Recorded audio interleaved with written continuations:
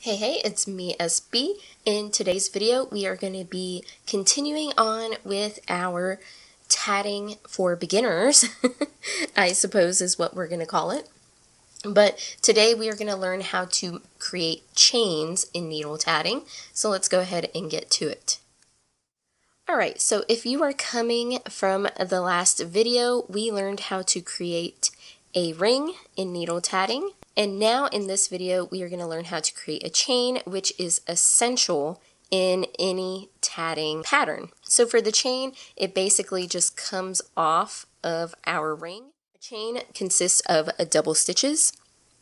And if you don't know how to do a double stitch, I will leave a link in the corner there for you to go and learn how to do a double stitch.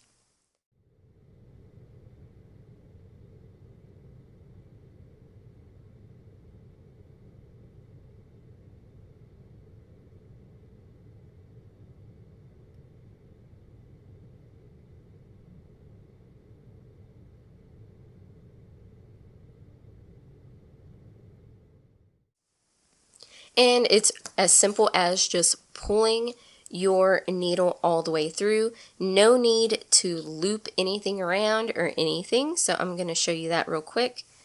Like I said, I always like to have my ball thread going over my thumb. This just gives me a peace of mind that it's not going to tangle.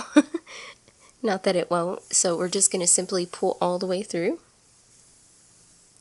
making sure nothing gets tangled. And yeah, you should always be holding your stitches in your hand because they could flip or, get unraveled. And did you see that? How it started to curve? And that is our chain made. So yeah, there is our chain. As you can see, it comes out from the center of our ring and curves. And then once you get your chain situated the way you want, what we have to do, like we do in everything else in needle tatting, we are going to have to tie off this end so it doesn't go anywhere. And once again, this is our ball thread. This is our needle thread. And what we're going to do is we're just going to flip it over to where our needle thread is going over our ball thread.